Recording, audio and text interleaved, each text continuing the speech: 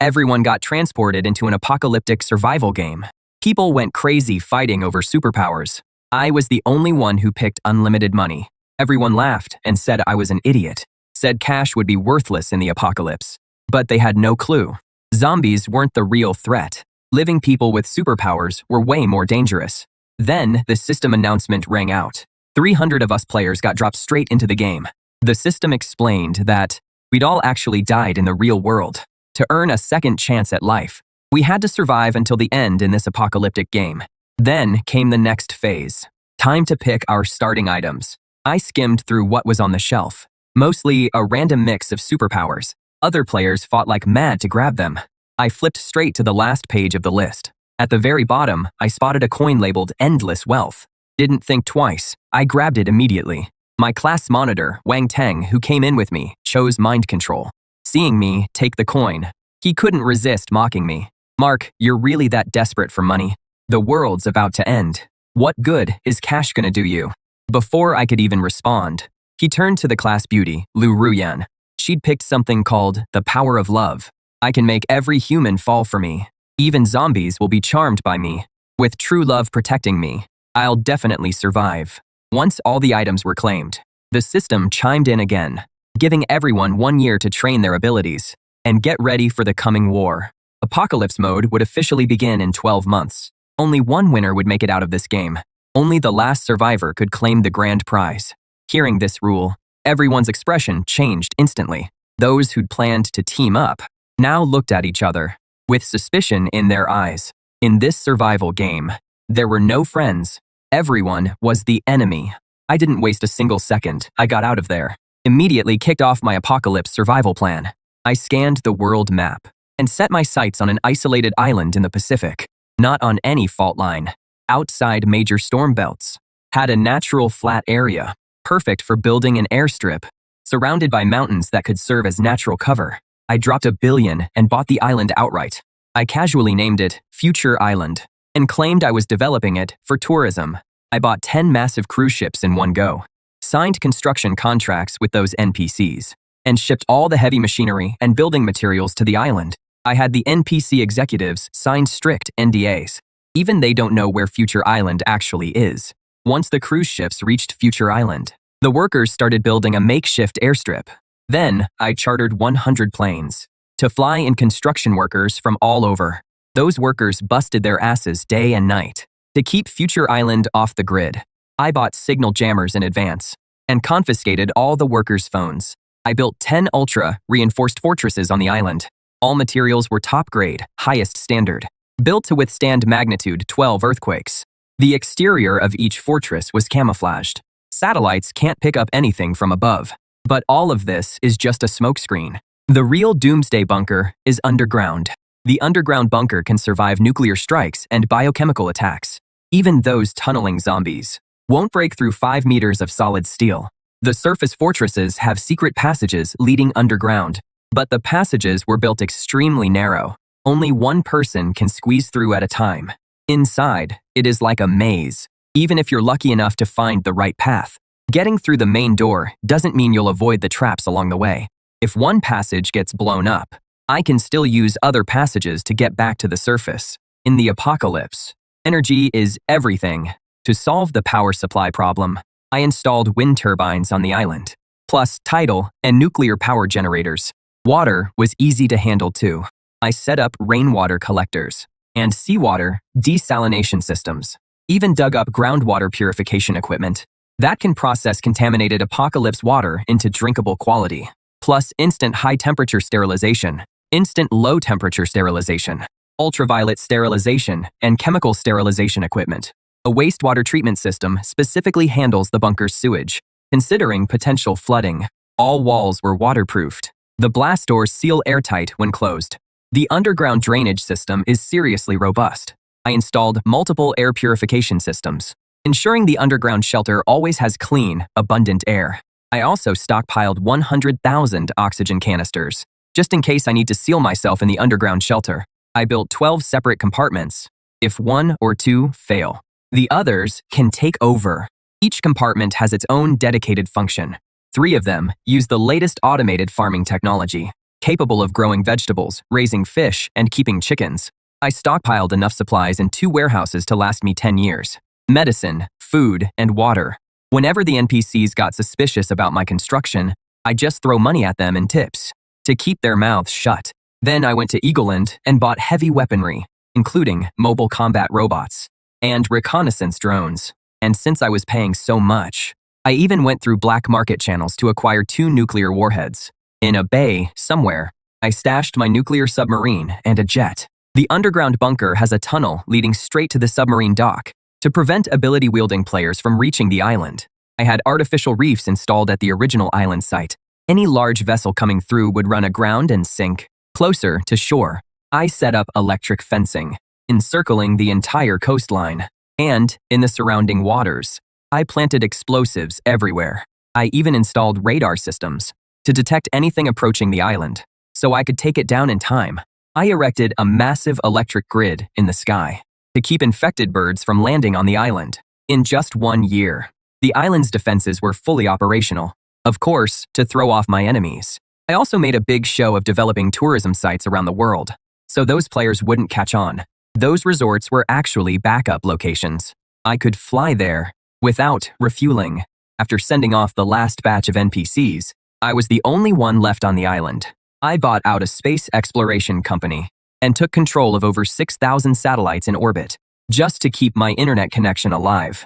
During that year, I acquired airlines and shipping companies worldwide. Then, in the final week, I ordered all planes and ships destroyed. The whole world knew the richest man had destroyed long-distance transportation.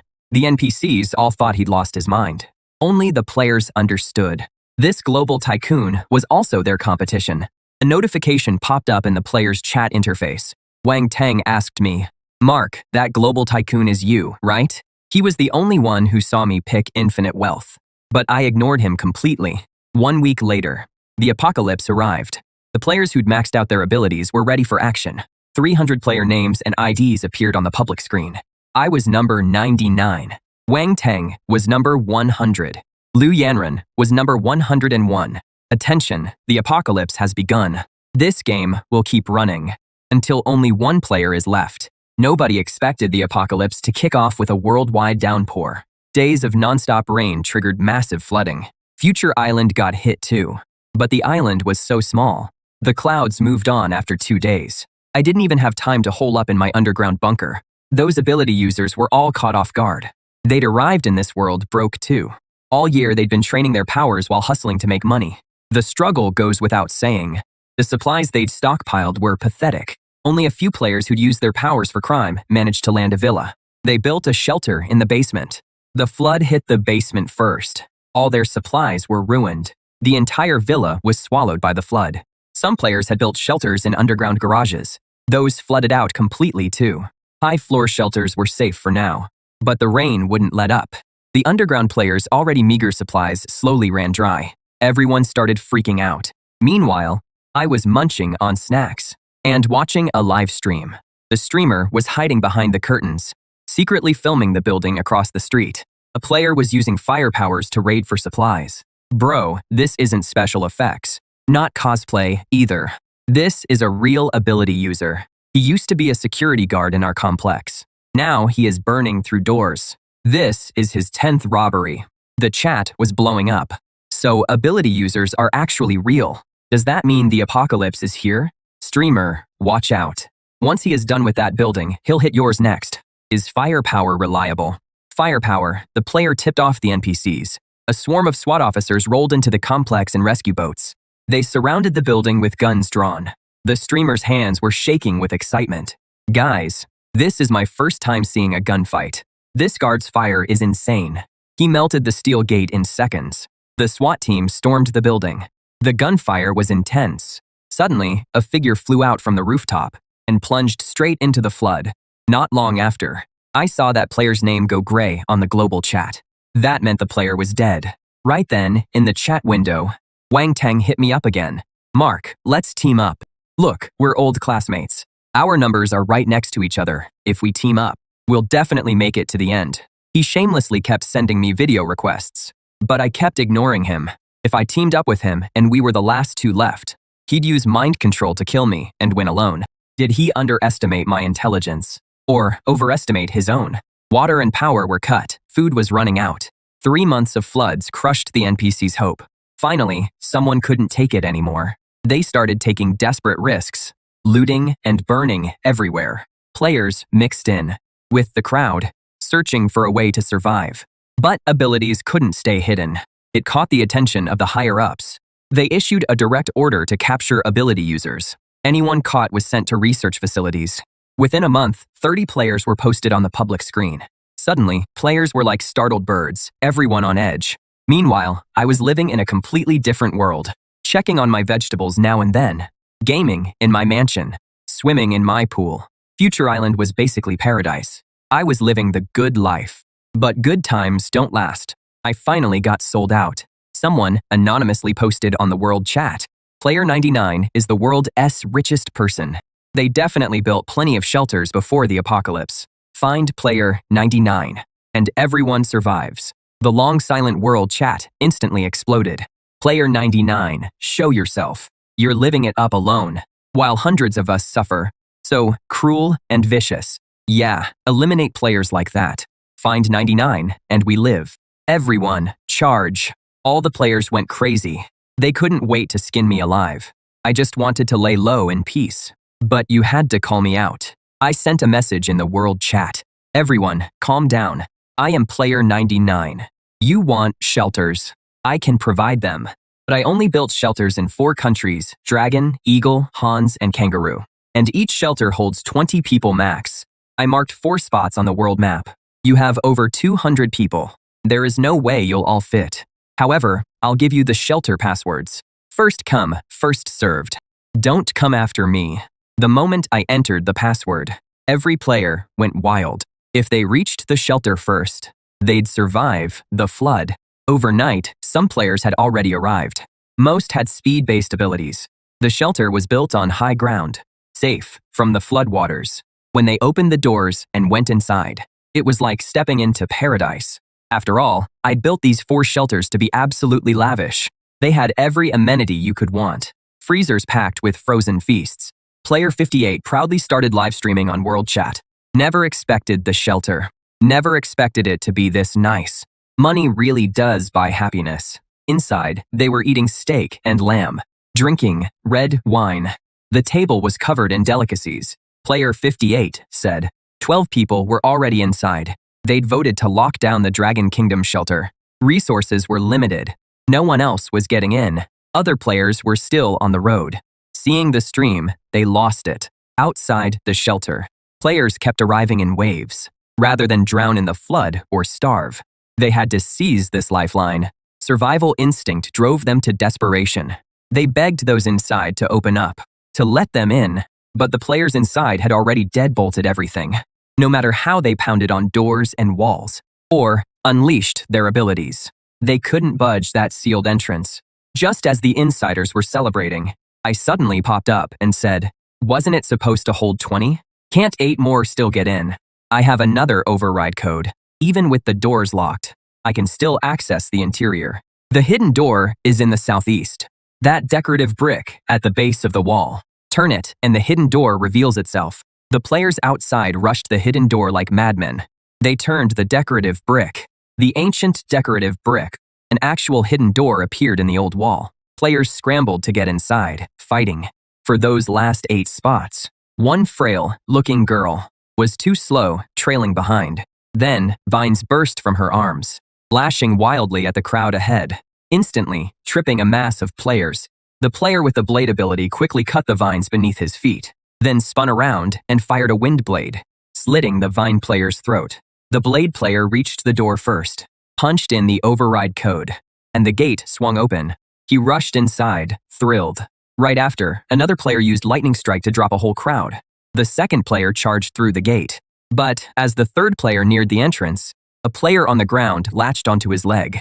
The fallen player flashed a creepy grin, driving venom-coated nails into his thigh. The venom player had barely gotten up to flee through the gate when a steel-hardened arm punched through his chest from behind. One by one, players dropped dead at the sanctuary entrance. The will to survive stripped away their last bit of decency. So the abilities this system gave weren't for fighting zombies after all. They were meant to make them kill each other. The players inside the sanctuary couldn't sit still anymore. They all had rapid movement abilities, but clearly lacked any real fighting power. If they didn't seal the gate and let in players with higher combat stats, wouldn't they be sitting ducks? The Blade and Lightning players who had just burst inside realized this. They quickly teamed up and started going after the players outside. Right then, the numbers on the public screen shot up. Player deaths kept piling up. Human nature is the same everywhere. Brutal death matches broke out at the other 3 sanctuaries too. Across all the surveillance feeds, I couldn't spot Wang Teng anywhere. Then again, why would he ever go to a sanctuary? As luck would have it, Wang Teng messaged me right then. Mark, look at us, we never even allied. Yet, we worked together so smoothly. We were born to be allies. Have you no shame? Exposing my identity. Putting me in the hot seat, that was all you. Don't be so mad. If I hadn't cooked up that plan, how would we have sent those players to their deaths? You should thank me for clearing out your competition. As we were chatting, the sanctuary hit full capacity. The gate sealed shut automatically. Outside, blood ran like rivers. Those who hadn't made it in were still struggling in vain. The players inside were celebrating. They had no idea what was coming for them. I smiled. What could it be? I smiled and said to Wang Teng, "It is a shame you're not in the sanctuary." With that, I hit a button. In an instant, the 1,000 tons of explosives buried inside detonated. The shockwave even shattered the surviving players outside the shelter. After the explosion, the player count dropped by 116. Only 91 players remained. After a long moment, Wang Teng finally sent me a message. I underestimated you. Thanks for the assist. Otherwise, gathering that many players in the shelter would have been nearly impossible. The players most likely to reach Future Island without planes or ships are now gone.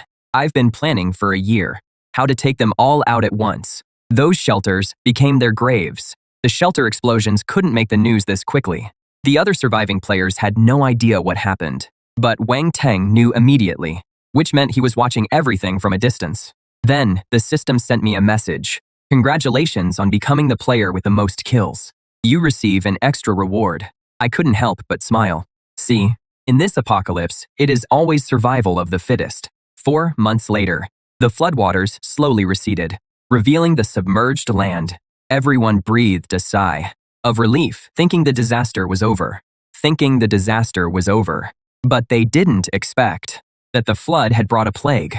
Many dead NPCs turned into zombies. Congratulations to the 101 players who cleared the first stage. Apocalyptic flood. Next is the second stage. Apocalyptic zombies. Finally, it is time for abilities to shine. That so-called number 99 is as good as dead.